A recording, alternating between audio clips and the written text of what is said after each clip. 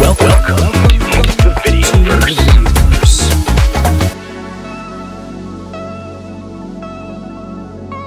All right, everyone, welcome to the Videoverse. I am here with my esteemed co-host Zoe Liu, and our guest today. If you've been in the world of, I'm going to say video codec as the broad term, I'm guessing you've heard of him before. Thomas, why don't you tell us really quick who you are, what it is you do, kind of on a big picture. Hey, I'm Thomas Daede. I work at Vimeo on video transcoding team there. I previously also worked at Mozilla on the AV1 video coding standard, as well as the testing framework for it. Awesome. Yeah, you have a very interesting history with codecs in general. One of the things I wanted to ask you about, because you shared a little bit about this with off camera, and I kind of geeked out with you on this. Tell me a little bit about the really early days, how you got into, I'm going to say codec. I'm using that as my broad term. You had a project that you were working on that forced you into it. Is that fair to say? Yeah. So I actually, back in like 2013, 2014, I also had a hobby of doing radio-controlled airplanes. Right. This was right during or right before that, like quadcopters and drones started to take off. So at that time, there wasn't a whole lot of really good video transmission from the airplane to the ground available. They'd just started coming out with some digital systems, but mostly what everyone used is people had analog systems. So they had these little cameras. I actually have a little demo here. This is a analog NTSC transmitting camera, so it sends a very wide bandwidth signal at a couple gigahertz to a receiver. And that's the antenna hanging off the end there that we see? Exactly, yep. Okay. So we got a little short gigahertz level antenna on this, and a little whip antenna on here, and power. And these things were not so great. The range was pretty poor. Of course, line of sight usually only. That's okay for an airplane usually, but right. It got noisy really quick. These are all analog, and they tend to drift all over the place. So you have to retune them. And I really wanted to have something better than that. So I actually wanted to do digital video transmission. Which at the time, was anybody doing that? There were a couple of very expensive systems that did it. But the problem is that video bandwidth is very high, and so you need very expensive, fancy radios that have a large amount of bandwidth. So a lot of people would do things like use 5 gigahertz Wi-Fi antennas, but Wi-Fi is also not so good for long range. So they would do things like modified Wi-Fi antennas. They would do things like patch antennas that could automatically rotate and tilt toward the airplane. Oh, wow. There were some systems out there, but they were kind of very specialized and expensive. And so I also kind of was rolling my own stuff there. I'd already rolled my own the airplane control was its own radio already. So I kind of wanted to try something myself and see if I could outperform the systems there. Right. And then what's the result? Did you outperform? Yeah, what happened? So, what I did is I decided I wanted to basically cram my video as small as possible. I wanted the very smallest bandwidth, so I didn't have to resort to using these very expensive, complicated radios. So I instead looked around for basically the state-of-the-art video compression that I could possibly use to send it. There's obviously like H.264 and the like. I wasn't super excited about H.264 because A, it had been around a while, so it was no longer state-of-the-art. I also didn't, it was my own personal project, but I also didn't like the fact that for a lot of these newer codecs, I had to pay licensing fees for the codec I'd be implementing myself anyway. Right? It felt a little bit backwards. So I ended up looking for like new research video codecs, and I found actually that the team at Mozilla and Ziff was working on this video codec called DALA, which is a experimental codec, and I basically looked at it. It looked good, and I went and I implemented part of it on. In particular, I implemented the transform and lapping step in an FPGA. So the idea was that the FPGA would be fast enough to do real-time encoding of it in the air. Wow. So finally you deployed the FPGA version of DALA. I did the FPGA version first, right? Because the idea was I couldn't, on the low power budget I had too on the plane, it wasn't terribly low. It was more like, if I put like a ton of battery in there, that would add weight. The idea was that the FPGA version would be able to vastly outperform any software implementation. especially at the Yeah. time. All right. Can you So talk a little So bit about Dala? Because I'm not sure whether. yeah, Sorry, I no, think go ahead. Tell us a little bit about that. Nathan, you can just.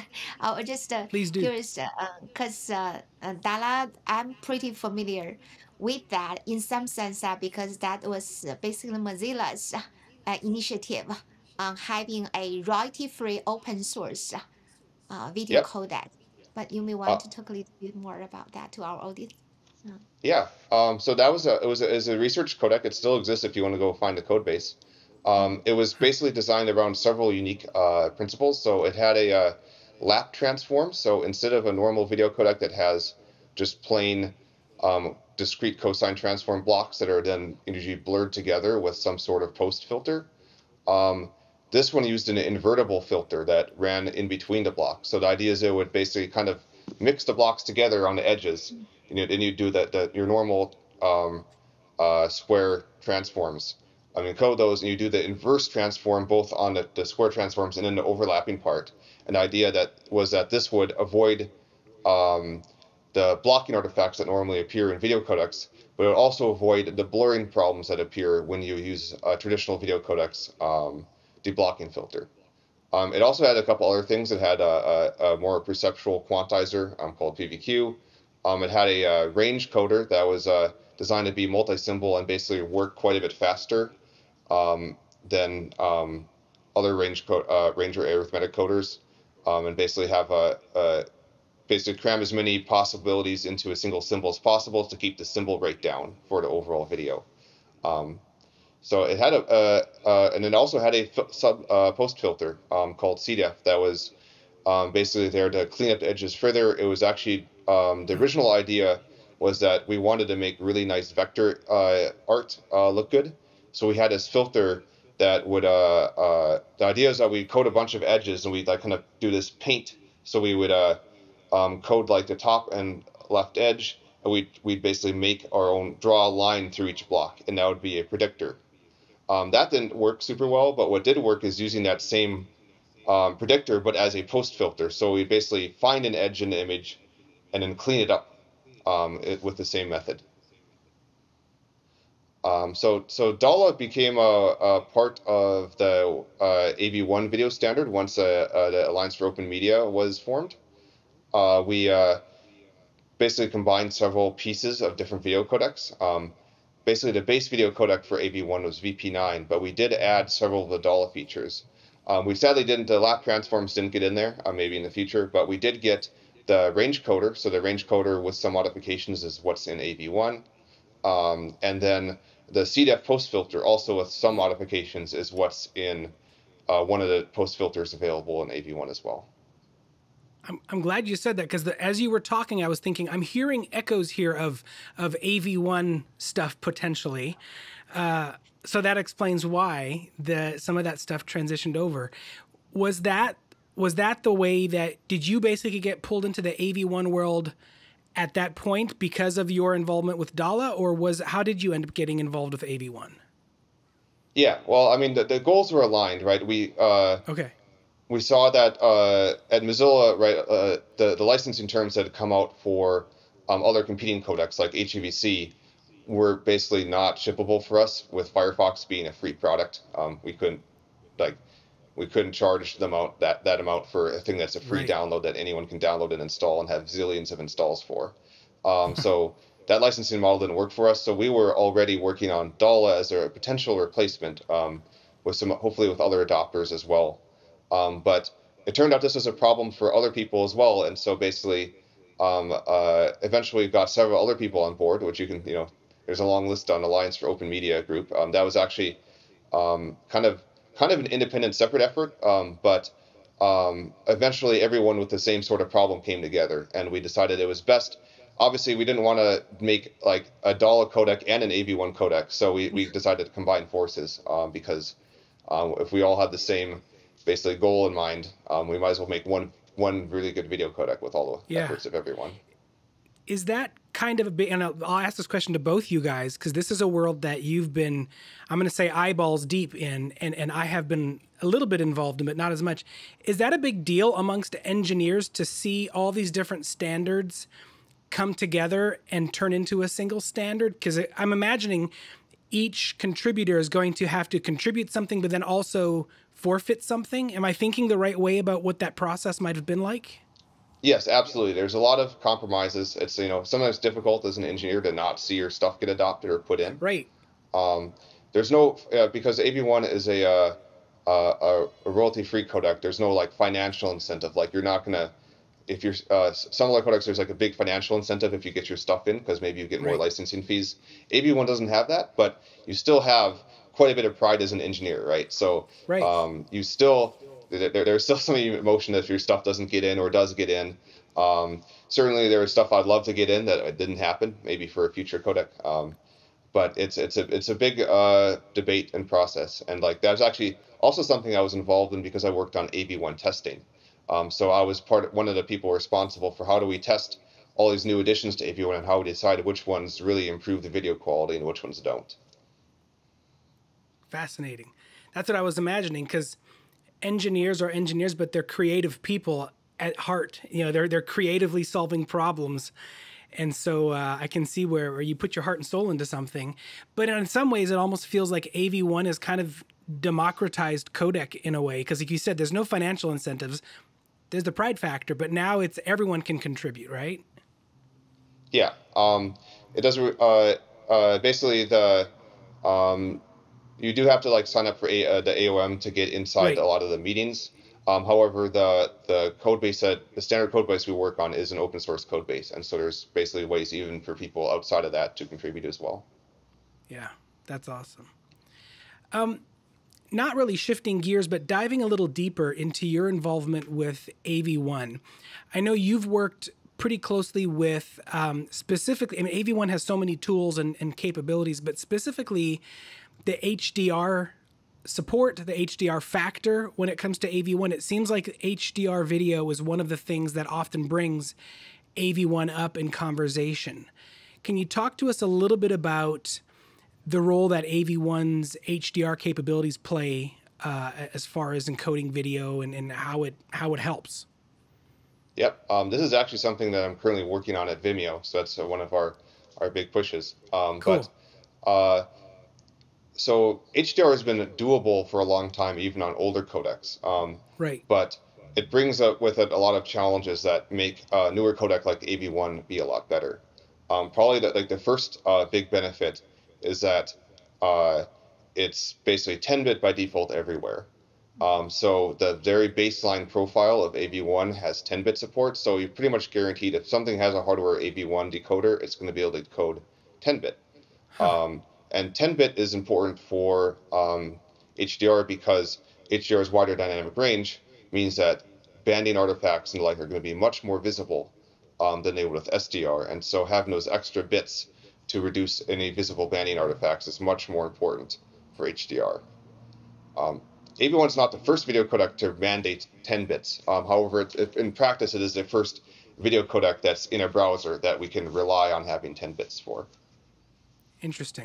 So AV1 essentially, and I'm asking, is making, as AV1 becomes more popular and more standard, essentially they're making 10-bit the de facto, if you will. 8-bit's always been the de facto, but now 10-bit eventually will become the de facto. Is that fair to assume? Yeah, that's fair to assume. I think a lot of users of AV1 are just jumping straight to 10-bit. There is 8-bit AV1 if you want. There are some advantages using 8-bit AV1. For example, if you're using a pure software decoder, you can still decode 8-bit AV1 faster than 10-bit on a CPU. So, Okay. for example, if you really want to get really high quality, low file size AV1 video, and you're targeting lower power computing devices that don't have a hardware decoder, then you might still want to consider generating AV1 8-bit video. Usually for SDR, you wouldn't want to do that for HDR. But for a lot of these HDR cases and the like, 10-bit is the most sensible option. Right. Absolutely. Yeah, I know it a lot from the capture side, the camera side. I want to upgrade to a 10-bit camera. But of course, if the whole pathway doesn't support 10-bit, I guess that's where AV1 gets exciting for someone like me who's a content creator and I'm capturing video. If I capture 10-bit and I know that it can get delivered at 10-bit, it just means that much more of my original picture has been retained. Is that right? Yep. In particular, one thing that's not always obvious about the 8 versus 10-bit difference is that you might think that, computer monitors, for example, most of them are 8-bit RGB, so Right, that you hear the that. difference between, 8 and 10 bits not going to be visible, because if I only have an 8-bit monitor, then how am I going to see the advantage that Right. 10-bit gives? But there's actually a couple of reasons that you'll actually see an advantage, even if you only have an 8-bit monitor. One is that video is not stored in 8-bit RGB, it's stored in YUV, and it's a limited range, like 16 to 235 are the values used for 8-bit YUV, as well as like that plus the color conversion means that you actually get, for most 8-bit video, you get less than 8-bit RGB quantization. So you can get banding from that, and 10-bit will basically avoid that. The other reason is because on a lot of natural video, like straight off a camera, you're going to have lots of noise that causes dithering, and that dithering is going to mask over any sort of banding artifacts. So you won't see them directly off the camera. Unfortunately, video codecs are really, really bad at encoding basically noise and dithering because Totally. they take a lot of bits, and so most Yeah. video encoders will just smooth them out. But the downside is that once you remove those, they're no longer masking the banding, and that makes the banding that is there much Huh. more visible. Because you'll now see those instead of seeing a smooth gradient that's been dithered, as more and more pixels become the next color, you see this sharp line between the two quantization steps. Right. Yeah, Interesting. especially still experienced that with quite some customers' video we see, especially for example in the sky area, and or on the smoother like the background in the wall. And if you see it's only some banding because you see some artificial pattern down there, it's very visible and quite annoying. And yeah, so like you point out, Thomas, that when we get to 10-bit, that's actually a great tool to like naturally remove such kind of or avoid such kind of artifacts to be manifested in the finally decoded video. So So I'm also interested in that. So you particularly mentioned if using software decoding and 10-bit will be a challenge, right? Because it's actually impose some of the complexity down there. Yep. So the problem with software encoding is that basically we have to, software encoding and decoding is that we have to operate on basically uh, word sizes that the CPU supports. So That's right. CPU support, for example, 8 bits and 16 bits. And so we actually can't generally use 10-bit storage in the CPU. We have to, if we use 10-bit, we have to jump all the way to 16-bit, which basically means a lot of data paths become twice as slow. It's not as bad as it sounds, though. There Yeah. are because a lot of the once it's out of the memory and into like registers and being operated on, it's not nearly so bad. So the actual, in theory, you might expect like 8 to 10-bit because we're moving from like 8-bit to 16-bit register to be twice as slow on software. It's right. not actually quite twice as slow. It is slower, but you don't get quite as bad of a hit. Um, there's also some. I know there's been some work on doing other things like there's been attempts at using packed formats in memory to avoid reduce the memory bandwidth even in software encoders and decoders by basically when the frame is not being touched as much, it's packed into like the extra high bits are used for another byte of video, and so we don't have to have those extra wasted bits in memory. But Yeah. Do you have idea that how much your like complexity with this mandate is not double? It's definitely less than double in terms of complexity because exactly, yeah. yeah, the decoder is usually because when the encoder sometimes complexity is more or less more tolerant than on the decoder side. And so I just wonder, as you just mentioned, it's not as bad if we have a 10-bit software decoder down there. And it's also furthermore, because you do mention that Vimeo is toward this effort. So in the current market, have you observed like the ecosystem is there, for example, for supporting AV1 10-bit hardware-wise? Uh, So if we're relying on hardware decoders, yes, the basically the ecosystem seems to have if there's an AV1 decoder, there's an AV1 10-bit hardware decoder. Um, We are, because we're looking at like doing this in web browsers and the like, we are going to be using on, say, desktops, we're going to be using software decoders quite a bit at a time. Because for like desktops, only very recent GPUs have AV1 hardware decode. But the ones that do usually always have 10-bit, and they seem to work pretty well. So there will be, as we work on this, right, we'll probably have more numbers in the future that tell exactly how, what percentage of devices that we can support with this. And I imagine it's also only going to increase over time. But Yeah, you mean the hardware support, right? exactly, yep. And like even with, if you have software, doing software in 10-bit is totally okay for decode for quite a lot of devices. Once you get up if you want to like do 4K decoding, it gets a little bit challenging, especially with like laptops. 1080 is usually totally fine. 1080, 10-bit, usually be fine on. What about on mobile? I actually haven't run the numbers on mobile recently because there's a lot of ARM improvements that have still gone into David. So I can't actually give you the exact numbers on that one. So we'll see. The good news is that on mobile, you usually don't actually have to decode 4K because usually the screen is not a 4K screen anyway. The bad news is, of course, that mobile is much higher, basically a much slower CPU and the power consumption matters more. Um, but it is surprisingly effective. I know on my current phone I can decode 8-bit 1080p AV1 in software just fine. I haven't actually tried 10-bit on it yet, so I'm not sure exactly on Also, that phone what yeah, the because results are. you mentioned David down here, so you may want to also have some intro about what David is. Yeah, Nathan, David is not the name of a person; it's the name of the The decoder, decoder, yeah. the open source community decoder. Yeah. Yeah, yeah, Yep. and actually we have Jean-Baptiste Kempf joining us on one of our episodes coming up here, Mhm. who was one of the founders of Videolan, who developed that. So, so if that's interesting, then make sure you catch that episode as well, because he dives into the college days of when they first developed that. But yeah, David is the decoder. Yep, Right. it's what's enabled us to do this fast software decode. It has Right. handwritten assembly in it for both. It has a whole set of 8-bit assembly and a whole set of separate 10-bit assembly.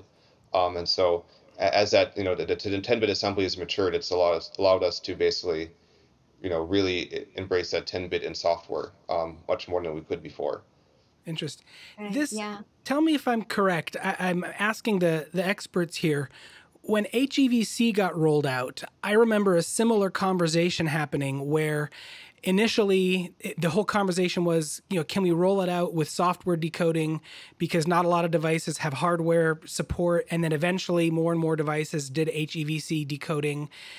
Because I think when Apple rolled it out as their standard, none of their phones supported it, I don't think. Maybe their newest one they're releasing. Am I thinking right? Did this happen with HEVC as well? So it kind of did, but the one difference I think between the development theory processes of AV1 and HEVC is that with AV1, it was very important for us to have a very fast software decoder from the start. Okay. So a lot of the parts of AV1 were designed so that they were not only efficient to implement in hardware, because eventually everyone's going to have hardware, but Right. also so that until then we could also have a fast software implementation. And there's several features of AV1 that lend itself better to software implementation. For example, our transforms just have lower complexity than HEVCs because they're designed differently. Or entropy coder is generally faster to implement in software from DALA. Okay. Not to brag about that, but it does help. Please do. And the other thing is because we had David being developed near to the end of the standardization, and we spent a lot of effort on making sure David was a decoder that could be used by everyone. It's very liberally licensed. Pretty much anyone can use it for free and ship it in their Yeah. product. And having that really good software implementation ready to use is a big help. Man. The HEVC I don't think ever quite got a similar software implementation that was equally as in the same ballpark of speed and optimization that David is. Fair enough. That's exciting for the future of AV1 for sure. to show you that I learned quite a bit from you, Thomas. We really hope that we can have you again, because again, this is really just want to promote technologies.